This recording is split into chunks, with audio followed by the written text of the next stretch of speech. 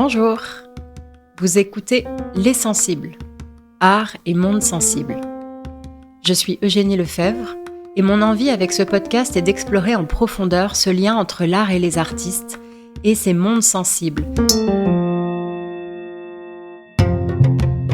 Où l'être, le vivant, le lien, le soin, la terre, le spirituel, l'univers sont convoqués. Pour cela, aller à la rencontre d'artistes, créatrices et créateurs de tous horizons, mais aussi curators, penseuses, penseurs, scientifiques, qui au fil des conversations, en écho les unes avec les autres, nous éclaireront progressivement sur les multiples manifestations de ce que l'on pourrait appeler cet art sensible. Bonne écoute!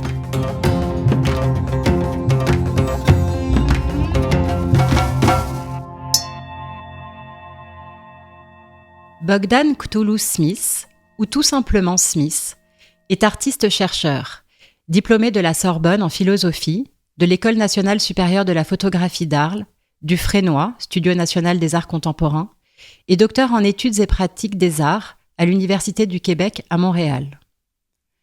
Smith explore de nouvelles manières de se lier au monde visible et invisible à travers des projets mondes indisciplinaires, curieux à l'égard du monde qui nous entoure, du terrestre et du céleste, des personnes humaines et non humaines, de l'imaginaire et de la fiction. Ces expérimentations, Smith les mène auprès de collaboratrices et collaborateurs, écrivaines et écrivains, astronautes, chamans, ingénieurs, designers, scientifiques, philosophes, performeurs ou compositrices et compositeurs. Caméras thermiques, drones, néons, implantation de puces électroniques, de magnétes et de météorites sous-cutanées, mutations atomiques et pratiques de la transe alimentent une œuvre fluide, composée avec des moyens technologiques et spirituels qui incorporent les dimensions du mystère, du rêve, de l'au-delà. J'ai rencontré Smith pour la première fois, à la fois son travail et l'artiste, en 2019 lors de l'exposition que nous avions présentée au Magasins Généraux à Pantin, intitulée Futures of Love. Nous avions montré plusieurs spectrographies, et Smith était venu proposer une conférence sur le thème d'Infinite Love, qui avait été un moment incroyablement inspirant quant à sa façon de convoquer et de faire quasiment apparaître dans son travail les fantômes, les êtres qui nous hantent et la relation que nous sommes invités à développer avec elles et eux. Je rêve d'inviter Smith au micro des sensibles depuis la création du podcast, évidemment, tant son univers et sa quête font écho aux questions qui m'animent. C'est un véritable honneur pour moi d'avoir cet échange aujourd'hui. Bonjour Smith, merci sincèrement d'avoir répondu présent à mon invitation. Bonjour, merci beaucoup pour tout ça, c'est trop. J'aimerais ouvrir cet échange sur le thème de l'indisciplinarité. Tu te qualifies toi-même d'artiste indisciplinaire. Pourrais-tu nous dire d'où cela vient et ce que ça raconte de ton travail et de toi ?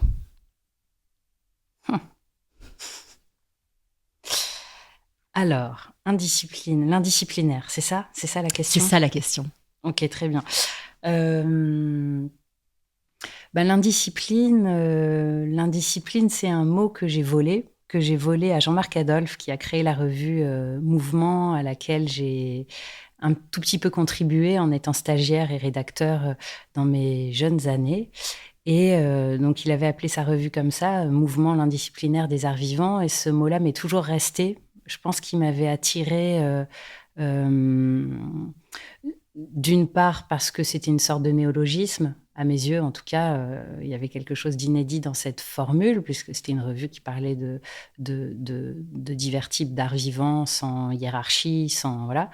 Et d'autre part, il y avait une forme de notion d'insolence quelque part dans cette formulation que je me suis effectivement appropriée plus tard quand je suis devenue progressivement artiste en faisant de la recherche en même temps. C'est-à-dire que c'était une manière de pas mettre de séparation entre les deux pratiques, comme si elles s'interalimentaient, comme si la recherche ou la critique faisait d'une certaine... ou même le commissariat d'exposition, par exemple, pouvait faire partie d'une pratique et d'une recherche artistique. Et puis aussi à l'intérieur même de ma propre création, de pas mettre de frontières, de séparation entre les différentes disciplines. Comme si... Quand on parlait de discipline, en fait, on parlait d'une manière de voir le monde, de le comprendre, de l'appréhender, de le restituer. Et puis aussi, dans la discipline, il y a l'idée d'une certaine expertise. Un expert de l'astrophysique, un expert de la mosaïque, par exemple, peu importe. Et que dans ma pratique, il n'y a pas vraiment d'expertise, il y a plutôt une curiosité. Et c'est comme ça que je décrirais l'indiscipline, c'est-à-dire une forme d'attention, de curiosité, de soin à l'égard du monde qui nous entoure, et quel que soit le mode ou la méthode d'appréhension qui va être sollicité à cet effet. Donc j'aime bien l'idée de définir ma méthode comme indisciplinaire, aussi certainement indisciplinée du point de vue peut-être académique. Par exemple, dans ma thèse, j'ai expliqué que ma méthode de recherche allait être à la fois peut-être ethnographique, phénoménologique par moment, mais qu'elle allait aussi se reposer sur le rêve, l'intuition, la méditation. C'est-à-dire que toutes ces approches qui ne sont pas, disons, académiquement correctes, sont pour moi tout aussi valables que des disciplines plus définies et qui peuvent donner lieu à des formes d'expertise, quoi. Donc voilà, donc dans cette indiscipline ou indisciplinarité, je me retrouve un petit peu plus, où je me retrouve certainement mieux que sous d'autres appellations. Pour poursuivre sur ce sujet des croisements, du refus justement de ces disciplines figées, de ces structures figées, des cadres normés, et pour poursuivre dans cette fluidité ou dans cette hybridité, il y a un mot ou un préfixe qui semble être un fil conducteur dans ton travail, qui est ce terme « trans », qui peut se décliner de multiples manières, et je pense que j'en ai oublié encore plein, et qui éclaire à chaque fois une facette de ton univers selon moi. Je vais en citer plusieurs: transversale, transparence, transcendance, transidentité, transgalactique, transdisciplinaire, transition. Mais je pourrais rajouter transfrontalier, transitoire, transmission. On peut aller jusqu'au concept de trans comme état modifié de conscience. Le préfixe trans vient du latin et signifie au-delà. Il exprime l'idée de changement, de traversée. Tout cela te va merveilleusement bien. Qu'est-ce qu'il raconte selon toi de ton rapport au monde ? Ouais, c'est vrai qu'il en manque. Ah bah oui, il en manque sûrement plein et je t'invite à le compléter. Transhumance, transsubstantiation, transspécifique. Alors oui, trans, effectivement, ça désigne l'au-delà, mais peut-être même plus encore, ça désigne le cheminement vers l'au-delà. C'est-à-dire qu'il y a l'idée dans trans, il y a l'idée du passage. Et en fait, je pense que c'est plus, cette définition-là que je m'approprie ou dans laquelle je me reconnais, parce que c'est toujours l'idée du moment du passage, du moment de la transformation, comme si c'était un moment qui était saisi entre deux états, et que tout ce qui trans, c'est ce qui est à cheval entre les deux, quoi, comme tous les camions qui s'appellent trans quelque chose sur l'autoroute et qui font beaucoup rire les personnes trans, parce que pour une fois, on est partout. Et voilà, c'est vraiment cette idée de quelque chose qui traverse et qui en même temps est traversé, comme par exemple une matière qui est transparente, ou comme un atome qui va être capable de passer à travers une matière. Donc voilà, ça c'est la première chose, c'est-à-dire vraiment l'idée de saisir un moment de passage, c'est-à-dire un moment qui est supposé insaisissable puisqu'il n'existe que dans son mouvement, qui ne peut pas être arrêté, comme par exemple une vague qui serait interrompue dans son mouvement ou une étoile filante dont on arrêterait comme ça la traversée du ciel. Et j'ai l'impression que tout mon travail consiste à ça, c'est-à-dire à s'arrêter sur des moments de transition, à essayer de les regarder, de les contempler, de les critiquer, de s'y retrouver, de s'y relier d'une certaine façon. Mais ça, c'est la première chose. Et souvent, dans mon travail, j'aime bien inventer des mots, parce que j'ai l'impression qu'il y a certaines réalités ou certaines expériences ou certaines manières de voir le monde, certaines découvertes qui sont tellement inédites, qui sont tellement impensables qu'elles n'ont pas encore été nommées. Et je trouve que donner un nom, c'est comme quelquefois créer une œuvre, c'est créer un nouveau monde possible. Et il y avait un mot que j'ai beaucoup utilisé dans ma recherche, qui est non homologué, mais qui est un mot ou un concept, qui est l'entranspectre. Parce que c'était une espèce de concept qui prenait en charge la description de l'antre, du trans et du spectre, qui sont trois mots qui ont en fait beaucoup à voir les uns avec les autres, mais qui désignent pas exactement la même chose. L'antre, ça vient d'inter, c'est le caractère de quelque chose qui est pris entre deux choses, ou deux ou plusieurs choses d'ailleurs, mais souvent deux choses, et qui est précisément à l'intersection ou quelque part entre les deux. Le trans, c'est plutôt le passage, et ça m'intéresse, comme je disais à l'instant, parce que ça implique l'idée d'une action, d'une traversée, de quelque chose qui va agir pour que quelque chose se passe dans cette entre ces différents pôles. Et puis le spectre, il y a plus cette idée de quelque chose qui traverse et qui est traversé comme ça. Et ces trois mots se complètent assez bien, et il n'existait pas de mots qui définissaient cette réalité-là du passage, de la suspension, de quelque chose du caractère de quelque chose qui est indéfini, indéterminé, en perpétuel mouvement, impossible à saisir, à arrêter, etc. Et quand je dis impossible à saisir, ça peut être impossible à saisir physiquement, mais aussi un objet qui est difficile à saisir par l'esprit, difficile à comprendre, par exemple tout ce qui concerne l'invisible, le cosmos ou la métaphysique en général. C'est des objets ou des sujets qui nous semblent difficiles à appréhender. Donc il y a l'idée de quelque chose comme ça qui est caché, qui est secret, comme la figure du trickster, entre guillemets, qu'on retrouve souvent dans la philosophie ou dans beaucoup de cultures de par le monde, donc comme ça des figures de personnages qui échappent, qui sont aussi dans l'indiscipline à leur manière. Et j'ai l'impression que c'est par là que tout ce qui en fait, m'intéresse. Et je pense que c'est une manière de voir le monde d'une part, et puis pour moi une manière de vivre, donc d'être au monde, mais aussi de créer, qui est dans l'insaisissable et qui refuse surtout d'être assigné. C'est-à-dire qui refuse d'être interrompu dans son mouvement de métamorphose, de transition, de transitivité, de passage, qui est pour moi l'essence du vivant, quoi.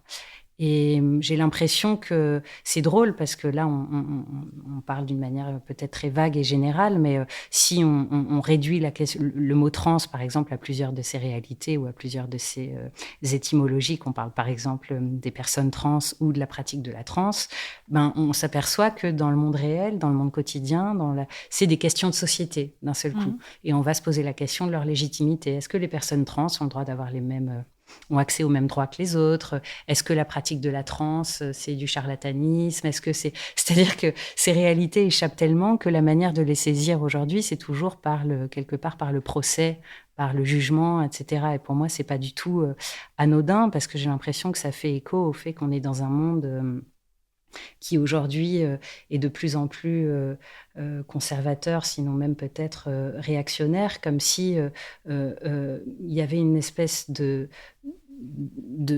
désir de plus en plus répandu de se fier à des choses fixes, définitives, binaires, construites les unes contre les autres, imperméables, hermétiques. Alors qu'au contraire, l'essence du vivant, c'est tout ce qui c'est tout ce qui change, tout ce qui se métamorphose, tout ce qui chaote, tout ce qui mute, etc. Donc, je pense que voilà, un trans gaze ou une vision du monde trans, pour moi, c'est ça que ça désigne. C'est intéressant parce qu'en effet, c'est cette envie aussi de tout ranger dans des cases et d'en faire un sujet de société très binaire. C'est une forme de contrôle. Je dis pas ça de manière forcément violente, mais c'est une façon de, si on comprend et qu'on range bien dans une case, on peut le contrôler, on peut on peut légiférer éventuellement, etc. Dès que c'est trop en mouvement, de fait, ça devient insaisissable et du coup ingouvernable, entre guillemets. Exactement. Et je pense que c'est aussi ce qui nous arrive avec tout ce qui se passe et toutes les alertes qu'on a aussi, je pense là, d'un point de vue du vivant, de la planète qui crie à l'aide. Et en même temps, tout est tellement en mouvement, tout est tellement interconnecté qu'on ne sait pas par quel bout le prendre et que du coup, on ne le prend pas d'ailleurs. Mais ce mouvement fait peur presque. Oui, c'est intéressant parce que tu dis tout ça, c'est des choses qu'on n'arrive pas à comprendre. Et en fait, je pense que c'est exactement ça la source du problème. C'est-à-dire que comprendre, ça veut dire prendre en soi, ça veut dire vraiment intégrer en soi le savoir, la connaissance, l'expérience. Et en fait, on est de moins en moins capable de nous relier à l'expérience de l'autre, c'est-à-dire à donner à l'autre une dignité, tout simplement. On le voit avec l'indifférence quasi générale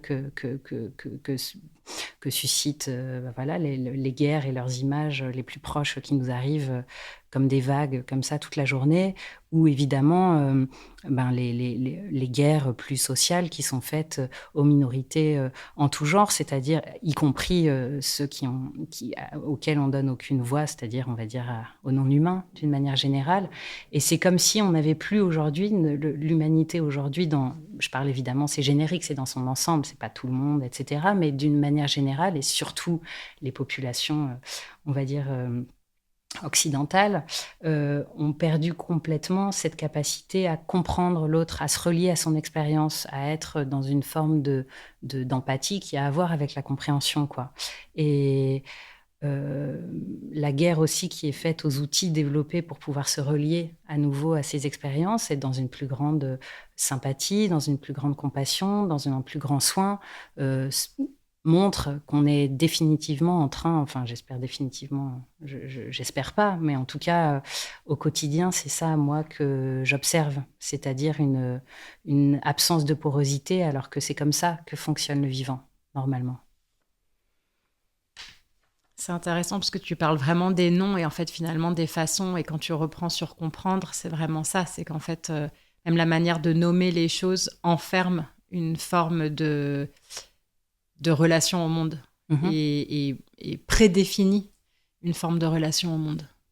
Oui, j'ai une amie qui s'appelle Momoko Seto, qui est réalisatrice japonaise, qui vit en France et qui m'expliquait il n'y a pas très longtemps qu'au Japon, quasiment, elle travaille beaucoup, elle réalise en ce moment un long métrage merveilleux qui parle d'insectes, de végétaux, de plantes, etc. Et justement, elle m'expliquait qu'au Japon, on donne des surnoms, en tout cas des noms qui sont distincts de leur nom scientifique, à quasiment tous les insectes, à quasiment tous les phénomènes météorologiques, à quasiment tous les végétaux, ce qui permet de s'y relier en fait.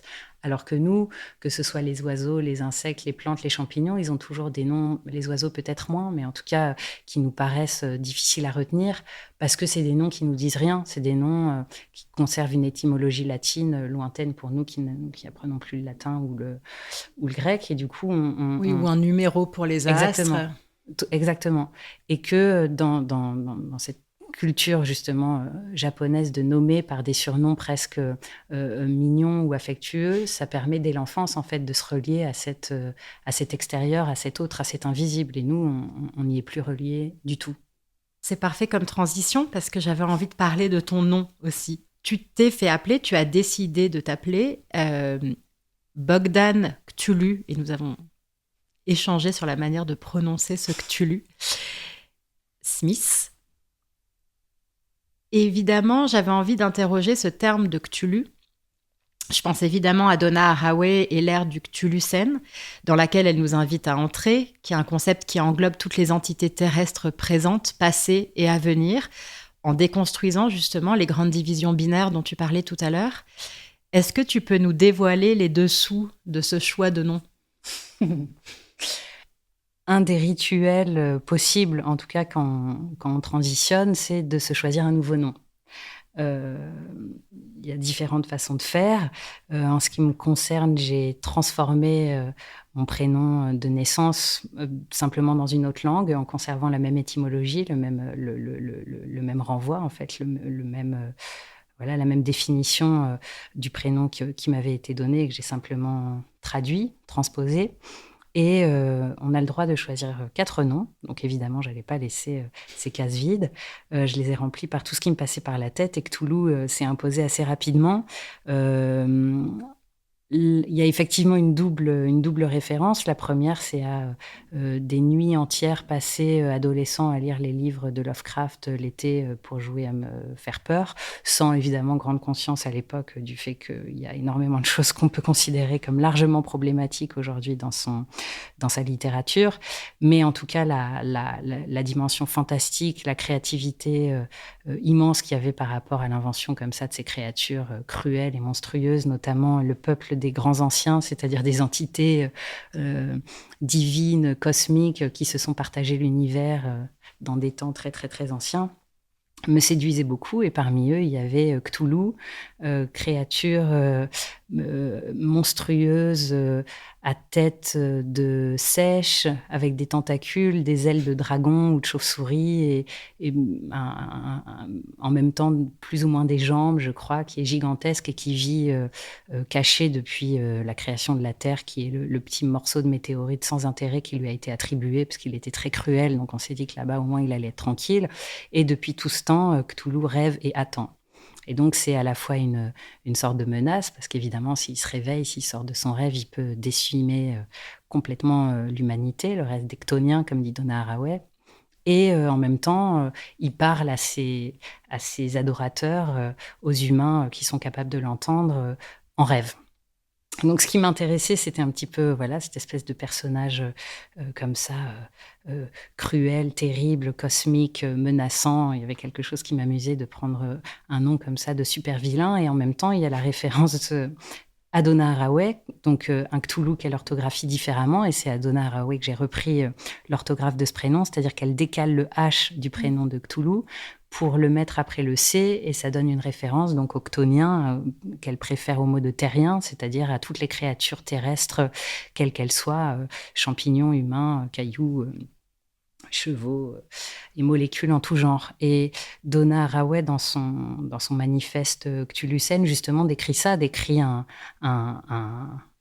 temps présent qu'elle appelle un kainos. Nous, on appelle ça des scènes, le pléistocène, l'oligocène, l'anthropocène, le plantationocène, etc. C'est-à-dire un présent qu'on va décrire à partir de sa caractéristique apparemment principale. Et elle, ce qu'elle propose, c'est une sorte de kainos qu'elle décrit comme épais, c'est-à-dire sans début ni fin, un endroit où le temps est replié, où passé, présent, futur sont un petit peu indistincts, et qui est un monde qui appelle à la sympoïèse, c'est-à-dire la rencontre, la cohabitation, la relation plus que symbiotique, sympoïétique, avec l'idée de faire ensemble, de faire monde ensemble. C'est un très beau mot qu'elle a mis au point, worlding, créer des mondes ensemble, et qu'elle appelle Cthulhucène, non pas à cause de notre monstre, mais à cause d'une petite araignée californienne qui s'appelle Pimoa Cthulhu et qui vit dans les souches des séquoias. Et c'est le scientifique qui l'a découverte, qui lui a donné le nom de Cthulhu, je crois, à cause de ses grandes pattes comme ça, menaçantes. Et elle appelle justement Haraway son kainos Cthulhucène, parce que comme cette toute petite araignée avec ses grandes pattes qui est capable de s'adapter à tout son environnement, à tisser comme ça des mondes, des alliances, des possibles, des toiles, des relations avec tout ce qui l'entoure, elle nous appelle à nous inspirer des pratiques d'alliance de cette araignée pour faire un monde sympoïétique. Donc, tout ça me semblait une bonne piste pour se donner un nouveau nom. Mais à vrai dire, j'utilise essentiellement mon mononyme, mon nom de famille, Smith, qui est tellement merveilleux par son caractère peut-être justement anonyme et passe-partout, parce qu'il y a beaucoup de Smith. Et je crois même que dans l'histoire du nom, c'était le donner le nom à quelqu'un qui en a pas, c'est d'office Smith. Et c'était aussi parfois des stratégies lors de temps de guerre pour se cacher. Tout le monde s'appelle Smith, donc on peut pas trouver Smith, etc. Donc j'aime bien cette stratégie de dissimulation qui a à voir avec l'araignée qui se cache sous les bois morts. D'avoir un nom comme ça qui disparaît dans la masse des datas sur Google, donc qui échappe quand même. Il n'y a pas de hashtag pour me retrouver sur Instagram. Même dans ton nom, tu arrives à être dans cet endroit au seuil, dans les marges, dans l'antre dont tu parlais tout à l'heure. C'est un nom un peu trickster. Exactement. Je voudrais rentrer un peu dans ton travail. Et peut-être commencer par ce que j'évoquais tout à l'heure, qui sont tes spectrographies, qui est un travail plus ancien maintenant, et on va arriver progressivement à ce que tu développes aujourd'hui. Le principe des spectrographies, c'est une caméra thermique qui enregistre les ondes de chaleur émises par des objets et des corps, et qui semble donner vie à ce qui n'est pas perceptible à l'œil nu, à l'énergie des corps, humains et non humains, ou à leurs fantômes, à leur aura. Je pense que là encore, on peut mettre pas mal de mots autour. Tu t'es toi-même fait implanter en 2012 une puce sous-cutanée RFID dans le bras pour ressentir la chaleur de traces de corps absents à l'aide d'une caméra thermique infrarouge. Et en fait, ma question, c'est pas pourquoi tu as fait tout ça, mais qu'est-ce que ça t'a amené à ressentir? Et alors, je n'ose plus utiliser ce terme parce que j'ai écrit dans mes notes, qu'est-ce que ça t'a amené à comprendre? Alors peut-être qu'il faut que je le reformule en disant, quelle relation ça t'a permis de développer avec l'autre ou avec les autres? Maintenant, comprendre, justement, ça tombait bien, je trouve, parce que il s'agissait vraiment de mettre au point un dispositif technologique pour prendre l'autre en soi très littéralement. C'est vrai. On- Sur ce coup-là, c'est Ouais. exactement ça. Le projet de spectrographie, en fait, est parti, je pense, d'abord de l'envie d'élucider ce mot qui faisait partie de mon vocabulaire fantasmagorique depuis très longtemps et de mon imaginaire et de mes obsessions qui était le fantôme. Le fantôme, le spectre, le revenant, pour moi, tout ça, c'était un petit peu la même chose. J'avais le sentiment que ça renvoyait à une réalité qui m'échappait complètement, mais qui était suffisamment travaillée par euh, la littérature, peut-être d'une certaine façon la métaphysique, la religion, mais aussi le cinéma, aussi l'imaginaire d'une manière générale. Donc, je supposais qu'il y avait du fantôme. Je ne savais pas exactement ce que ça voulait dire. Je ne savais pas exactement comment m'y relier. Mais comme Mulder dans X-Files, j'avais envie d'y croire, quoi. Et donc, je me suis dit, je vais engager comme ça une enquête, puisque tous mes projets artistiques fonctionnent vraiment comme des enquêtes presque policières, quoi.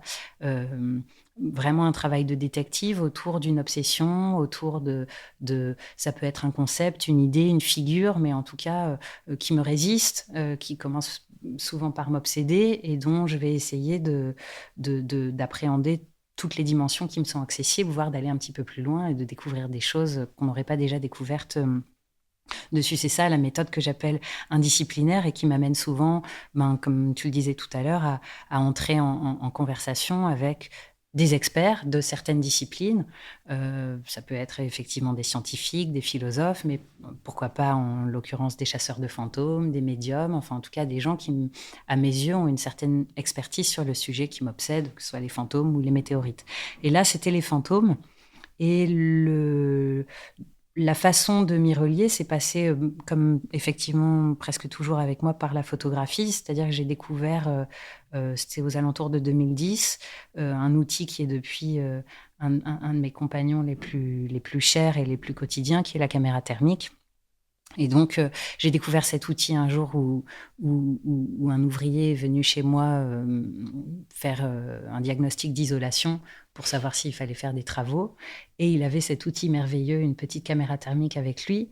Et j'ai vu que grâce à cette caméra, il voyait littéralement l'invisible, il voyait l'humidité, il voyait euh, disons les fuites d'air, il voyait l'endroit où l'isolation fonctionnait plus ou moins. En tout cas, ce qu'il voyait, c'était plus la réalité, mais une partie de la réalité inaccessible à nos sens et qui nécessite une prothèse, qui nécessite un outil qui vienne pallier comme ça à notre manque de sensibilité pour ce qu'on appelle chaleur, mais qui est en réalité de la lumière. Une lumière qui est invisible avec nos yeux, qui est visible avec un autre sens, le toucher, puisqu'on peut sentir quand quelque chose émet de la chaleur ou non.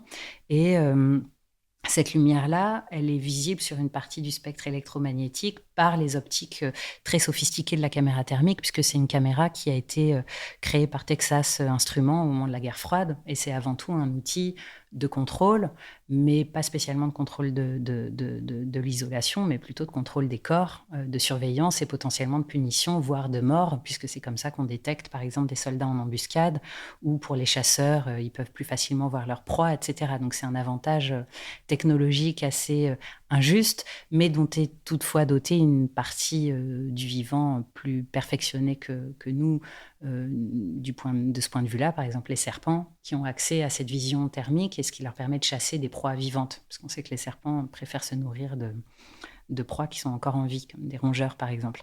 Donc Comme j'étais en train de m'interroger sur cette histoire de fantôme, à la fois dans, on va dire, un registre, dans le registre de l'imaginaire ou du fantastique, mais aussi de la façon dont cette figure pouvait être utilisée dans d'autres domaines. Donc c'est encore une histoire d'indiscipline, parce que je travaillais beaucoup à l'époque avec les textes de Jacques Derrida, et notamment un qui s'appelle Spectre de Marx, et qui est une manière de décalcomanier la figure du spectre dans le domaine de la philosophie politique.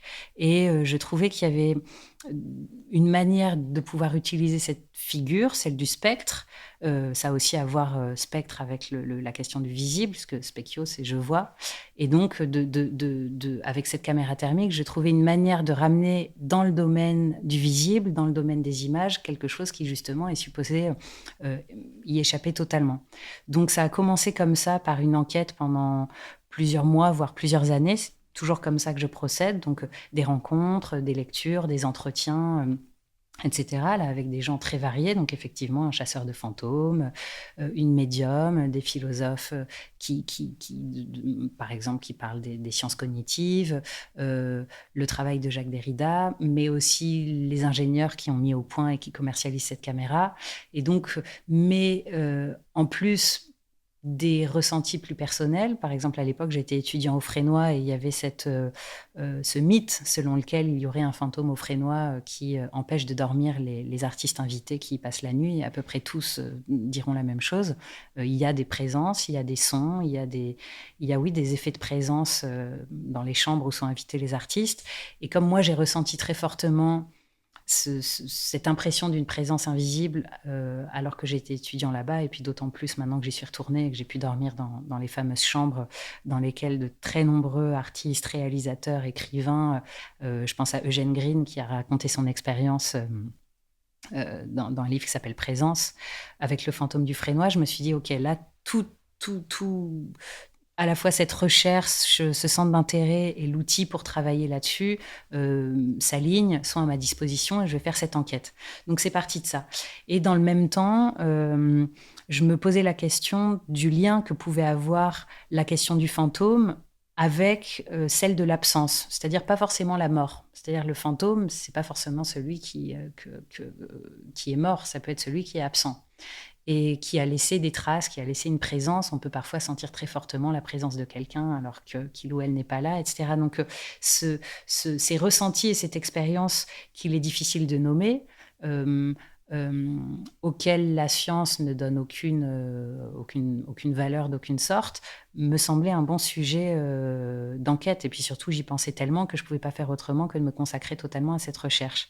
Et il y avait aussi, justement, par rapport à cette histoire d'absence plutôt que de mort, ce qui se produit quand on a, par exemple, un chagrin d'amour, ou qu'on a le cœur brisé, ou qu'on pense à quelqu'un qui ne veut pas de nous, ou qui a disparu, ou qui est inaccessible, ou voire même qui, pourquoi pas, n'existe pas. Ce rapport à cette personne à laquelle on va penser sans cesse, mais qui n'est pas là, et cette pensée incessante va quasiment produire du fantôme, va produire une impression de présence de la personne absente, était un phénomène qui m'intéressait beaucoup aussi, et puis que, pour le coup, je trouvais qu'on pouvait croiser dans la littérature de Victor Hugo, par exemple, sur des fantômes concrets, à Kafka et ses lettres à Milena, avec un fantôme bien vivant, mais tenu à distance.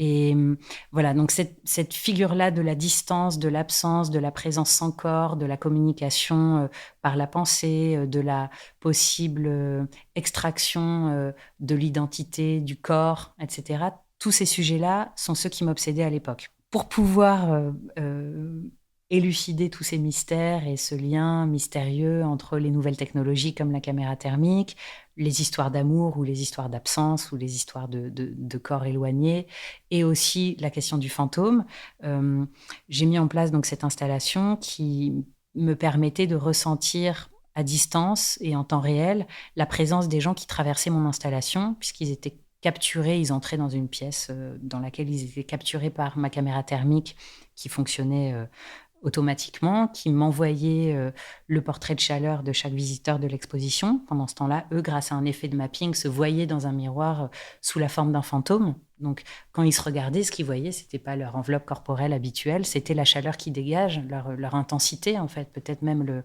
ce que moi j'appelle leur fantôme, finalement, puisque cette chaleur qui les anime, c'est aussi la première chose qui les quitteront quand ils mourront. Et comme on le sait, dans la nature, les choses ne disparaissent pas, elles se transforment. Donc, c'était comme ça.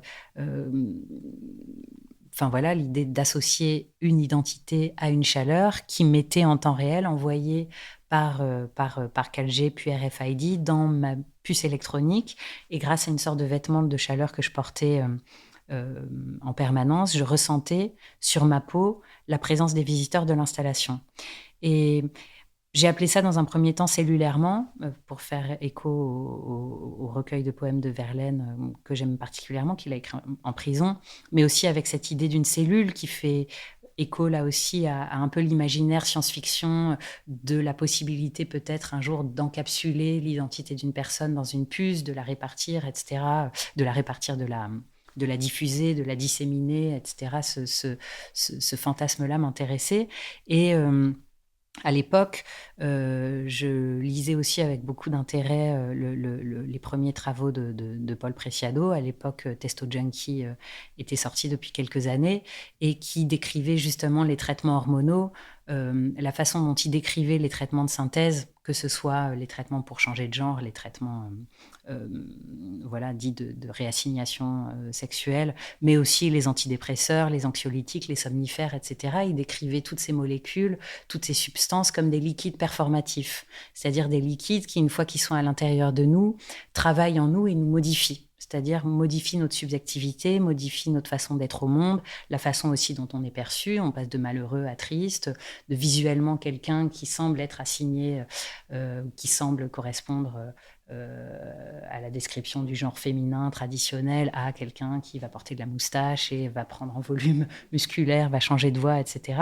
Pour moi, ça avait à voir avec du fantôme, avec de la hantise. C'est-à-dire quelque chose qui est extérieur à nous, qui d'un coup nous traverse et qui va nous modifier, qui va faire qu'on perçoit le monde différemment, avec pourquoi pas un ajout de subjectivité, avoir peut-être les souvenirs, les sensations de quelqu'un qui n'est pas là, et d'un seul coup les laisser nous traverser. C'est un phénomène qui se produit souvent dans la transe, par exemple.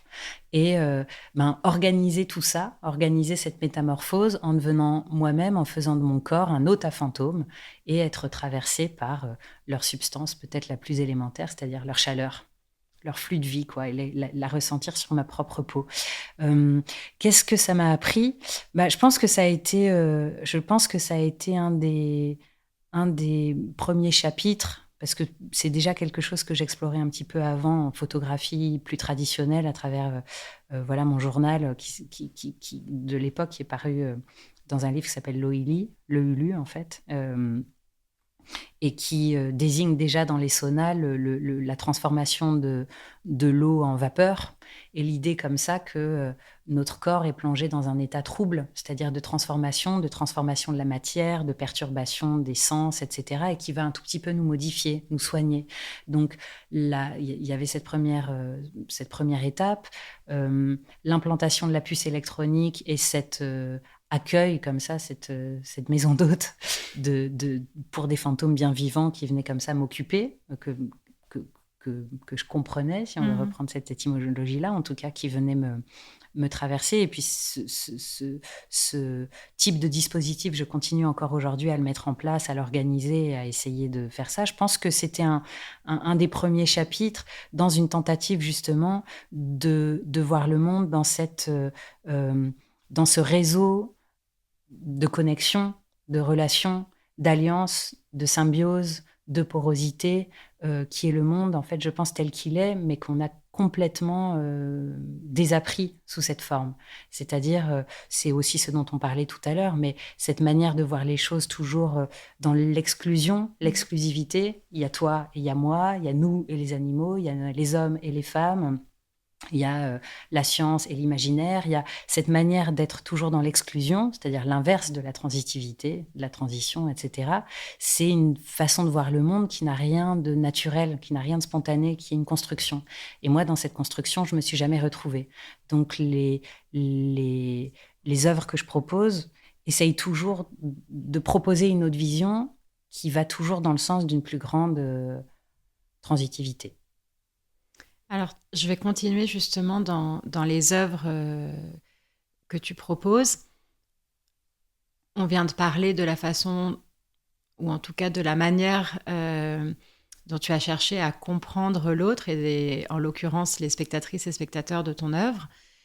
Et puis, dans un projet suivant, je vais évidemment parler de désidération, tu as cherché à aller un peu plus loin dans ta compréhension, qui est, si je suis ce terme-là, à comprendre le cosmos. Alors, je ne sais pas si je peux le dire comme ça, en tout cas à t'y relier. Je serais heureuse de t'entendre déjà nous redire ce que signifie ce terme désidération et en quoi consistait ce projet et nous raconter aussi cette autre façon que tu as eue pour intégrer à l'intérieur de toi aussi une partie céleste. Il y a à peu près 10 ans qui séparent spectrographie de désidération. Spectrographie était peut-être un peu auto-centrée, ou en tout cas se concentrait vraiment sur mon expérience et ma volonté de savoir ce qui se passait avec ces fantômes et comment les comprendre, comment les appréhender, comment leur faire de la place, en tout cas comment dans une œuvre faire une place centrale à quelque chose qui relève de l'invisible.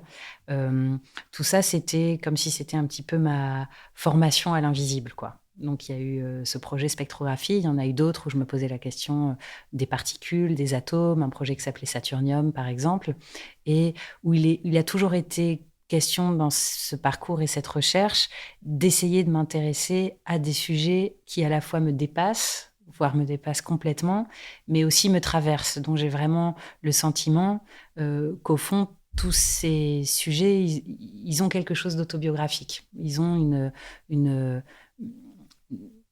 comment on pourrait dire ça, une densité absolument essentielle à ma compréhension du monde, et que si je ne les comprends pas de manière très littérale, si je ne les aborde pas à partir de ma propre expérience, à partir de mon propre ressenti, mais aussi par la lecture, la rencontre avec, on le disait, des experts, etc., je vais pas pouvoir bien vivre, quoi. Donc c'est pour moi une nécessité absolue d'élucider ces questions et de mener ces enquêtes. Et pour désidération, c'est parti, donc c'est pour ça que je parlais de ces rencontres, d'une rencontre avec un astrophysicien merveilleux qui s'appelle Jean-Philippe Uzan, qui est assez...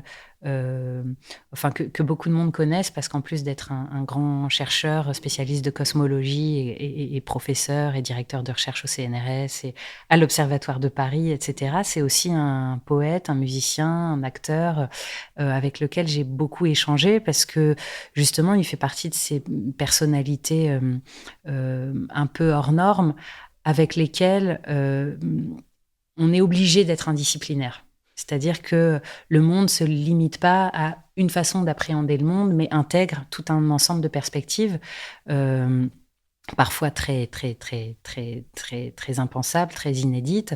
Et avec Jean-Philippe, on s'est vraiment retrouvés dans cette façon de voir le monde. Et c'est lui qui m'a soufflé le nom de désidération et son étymologie, c'est-à-dire l'idée que... les étoiles étaient inaccessibles par moments aux marins qui naviguaient en se repérant à leur position, et donc ils étaient privés des étoiles, désidérés, puisque Sidus Sideris, c'est l'astre. Et donc ainsi privés des étoiles pour se guider, ils étaient perdus, ils étaient orphelins des étoiles d'une certaine façon, et ils souhaitaient que les étoiles reviennent. Et donc c'est l'étymologie de désidération qui a donné naissance au mot désir. Désir, c'est en fait le désir que les étoiles reviennent, le désir que cet astre rendu invisible revienne pour nous guider, très littéralement.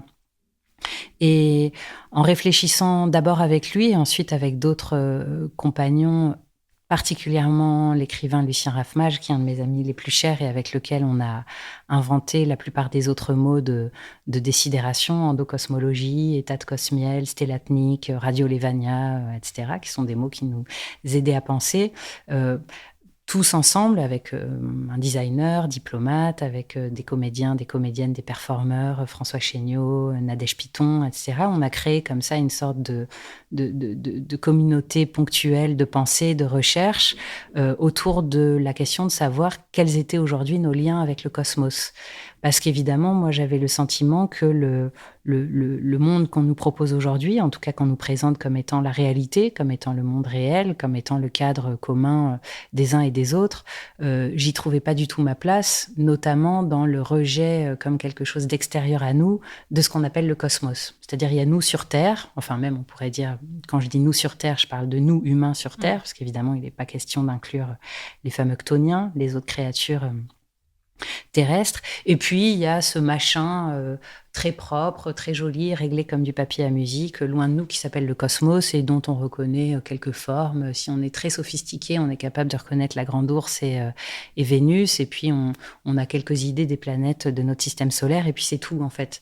Et c'est comme si ce territoire était d'une part rejeté comme un extérieur, comme quelque chose qui n'est pas nous, un dehors, réservé aux scientifiques, réservé à un certain imaginaire spatial qui est quand même quasiment toujours le même, en dehors de rares exceptions. L'imaginaire lié à l'espace est presque toujours un imaginaire de la fameuse conquête spatiale, et qui en dit beaucoup sur notre rapport à l'autre en général, quoi. C'est-à-dire conquête, domination, examination, discrimination, extractivisme, appropriation, etc. Et c'était aussi à l'époque où, quand on a commencé ce projet avec Jean-Philippe, avec Lucien, avec les autres, justement où commençait à devenir de plus en plus visible toute cette philosophie du vivant, à partir de Haraway, mais aussi, bien sûr, Latour, et puis Després, et puis Morisot, et puis d'un seul coup, comme ça, tout un ensemble de pratiques philosophiques, métaphysiques, ou parfois vraiment anthropologiques, ethnographiques, ou d'expériences de terrain, de personnes qui travaillent avec les animaux, d'agriculteurs, etc. Il y a une profusion de littérature et de philosophie comme ça du vivant, souvent passionnante. En tout cas, moi, ça m'a vraiment pendant longtemps nourrie, jusqu'à ce que je me dise, ok, maintenant il faut que je vive par moi-même, que je sorte des livres et que je formule ma propre pensée. Et c'est là qu'est arrivée la désidération, c'est-à-dire comme description. Ça aurait pu être Desideratio Nocens, ça aurait pu être l'élaboration comme ça d'une scène, comme le propose Haraway ou Anna Tsing ou Latour, bien sûr, ou d'autres encore.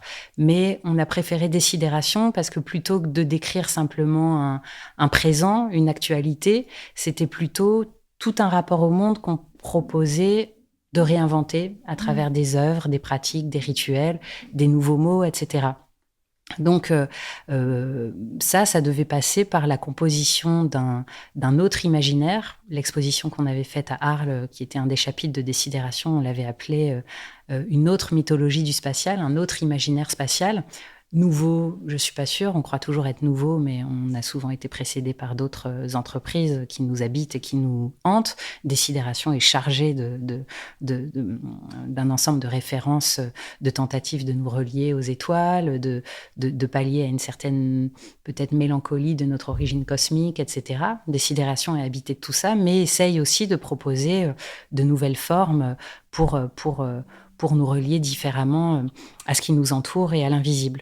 Donc, par exemple, parmi les missions que se donnait le projet Désidération, il y avait celui de remplacer, pourquoi pas la conquête spatiale, par le désir de l'espace. Donc, c'est-à-dire, plutôt que d'essayer de conquérir l'espace, d'aller en permanence envoyer nos satellites, envoyer nos vaisseaux, envoyer nos sondes, etc. Quand je dis ça, je mets quand même de côté et je protège tout ce qui est fait à titre scientifique, d'exploration, de connaissances, etc. Et ce qui est la plupart quand même des sondes envoyées par les différents pays pour comprendre comment fonctionne tel satellite de telle planète, pour comprendre quelle merveille minérale il y a à trouver sur tel astéroïde, etc. Ça, bien sûr, pour moi, ça va dans le bon sens. Mais l'essentiel aujourd'hui des projets spatiaux sont des projets qui sont à terme des projets de colonisation ou des projets extractivistes, que ce soit sur la Lune ou sur Mars. Ça dépasse largement la simple curiosité scientifique. Et dans toute relation amoureuse, la première chose qui intervient, c'est le désir. Et donc maintenant, on connaît son étymologie, mais le désir fonctionne aussi s'il y a mystère. Et pour qu'il y ait mystère, il faut qu'il y ait respect de l'autre dans son opacité, dans ce qu'il ne nous dévoile pas forcément. Et je pense qu'on est capable de vivre avec certains mystères. On n'a peut-être pas besoin d'aller enfoncer des sondes à 10 km au centre de la Lune. Peut-être qu'on peut vivre sans ça. Je sais pas.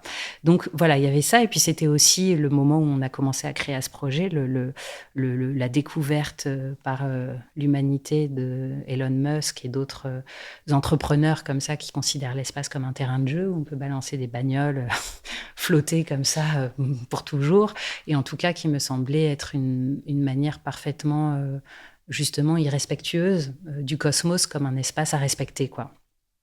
Et à ces entreprises de colonisation de l'espace visible, par exemple le projet Starlink qu'on connaît tous aujourd'hui et qui consiste à effacer littéralement le ciel nocturne, puisqu'il est probable que des chaînes de satellites, c'est déjà le cas, il suffit de lever les yeux au ciel. On commence à les voir dans le ciel. Hein. Voilà, on les voit, pas que les siens, il y a d'autres entreprises qui en envoient, mais ce qui rend très difficile justement l'observation depuis la Terre du ciel pour les astronomes. Donc, on est en train d'effacer le ciel. Et en fait, nous, ce qui nous a interpellés, c'est que cet effacement du ciel, cette disparition des étoiles, à cause de la pollution lumineuse, à cause des satellites, à cause des avions si nombreux qui strient le ciel en permanence, jour comme nuit, etc., nous inquiète pas. Il n'y a pas de manifestation contre ça. Il y a certes des militants écologistes aux côtés desquels je suis à 100%, mais le ciel est toujours absent de leur discours, de même qu'il est absent du discours de l'immense majorité de tous les philosophes du vivant qu'on citait. C'est comme si ça ne nous intéressait pas. C'est la Terre qui est importante. Et il y a une forme, quelque part, de géocentrisme pourtant bien intentionné, qui, en oubliant le cosmos, oublie quasiment 100% de ce qui est. C'est ça, ce qui est, c'est le cosmos. Nous, on n'est rien à l'échelle cosmique, on n'est même pas un fragment d'atome, on est d'une insignifiance complète. Et cette absence de prise en considération de cette simple information me semblait désastreuse. Désastre, c'est encore de la désidération, quoi. Donc, j'avais envie que ce projet, ce soit... Alors évidemment, quand on fait un projet artistique à mon niveau, on imagine bien que pas énormément de gens vont y avoir accès, vont le voir, mais je me sentais plus capable de vivre sans parler de ça, sans mettre ça au premier plan. On est parfaitement insignifiant à échelle cosmique. Le cosmos n'est pas notre extérieur, on est le cosmos, on est dans le cosmos, on est fait de cosmos. Les particules qui nous constituent sont des particules cosmiques, on est traversé en permanence par des rayons cosmiques.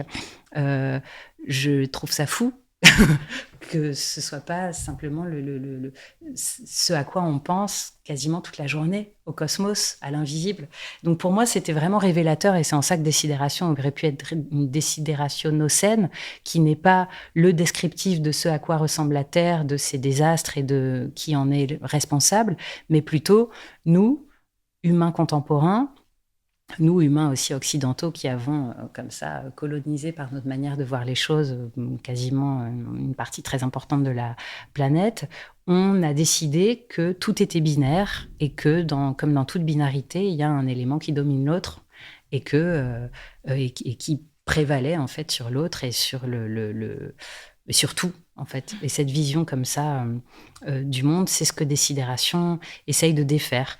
Et donc, on a créé des œuvres, des photographies, des vidéos, des performances et des rituels. Et parmi ces rituels, il y avait effectivement, c'était la réponse la plus longue du monde, mais il y avait le rituel d'implantation de météorites, qu'on est une dizaine à avoir fait, qu'on refera certainement dans une prochaine itération du projet, et qui proposait à celles et ceux qui le souhaitaient, alors c'était essentiellement des amis proches qui sont risqués à le faire, Lucien, Nadège ou l'astronaute Jean-François Clairvoy qui s'est fait implanter un petit morceau de météorite lunaire. On a choisi chacun une météorite qui nous touchait, qui nous parlait, et qui est donc faite de ces mêmes atomes dont on est constitué nous-mêmes. Donc c'est un simple rappel, en fait. C'est remettre à l'intérieur de nous ce qu'on considère comme ce grand extérieur. Et donc, moi, je me suis implanté un fragment de la météorite d'Orgueil, je collectionne les météorites. Celle-là, c'est une de mes préférées et c'est une des plus belles météorites, parce qu'elle a, comme beaucoup de météorites, une histoire intéressante. Pas toutes, parce que l'immense majorité des météorites nous pleuvent dessus sous forme de poussière, en fait, et on les voit même pas passer. C'est rare, des météorites énormes qui rasent les dinosaures, par exemple. C'est rarissime, parce que généralement, elles se fragmentent en se fracassant sur l'atmosphère. Voilà, c'est ça, et c'est seulement des petits morceaux, voire des poussières qui nous parviennent. Mais celle d'Orgueil est tombée à Orgueil, pas très loin de Toulouse, dans le Tarn-et-Garonne, je crois, et pas très loin de Montauban, qui en conserve d'ailleurs un magnifique fragment. Un autre est au Musée d'histoire naturelle à Paris, et les autres sont un petit peu répartis comme ça dans des laboratoires de recherche, parce qu'on a longtemps pensé qu'elles contenaient des acides aminés extraterrestres, ce qui est le cas de quelques météorites qu'on a trouvés sur Terre, et qui, si c'était le cas, confirmerait ou irait dans le sens, en tout cas, de l'hypothèse de la panspermie, qui est l'hypothèse scientifique selon laquelle la vie aurait été importée grâce à des acides aminés contenus dans des météorites. Et ce qui laisse penser que la vie serait ailleurs et qu'elle voyagerait comme ça dans l'univers, et que le but de la vie, Timothy Leary en parle très bien, de l'ADN, c'est de se disséminer, de voyager et de continuer à se développer. Donc la science rejoint un petit peu la science-fiction dans cette histoire. Et j'avais envie d'avoir un fragment de cette météorite qui, par ailleurs, contient aussi des micro-diamants, et ça, c'est très chic. Mais j'aimais bien l'idée. Et discret. Mais j'aimais bien aussi, évidemment, son nom, parce qu'elle porte le nom des endroits où elles ont été trouvées. Et orgueil, forcément, ça nous ramène à quasiment toutes les mythologies qui mettent l'humain en leur centre, et à quelque part l'orgueil humain qu'il faut oublier pour vivre dans un monde dans lequel on fait à nouveau place aux étoiles.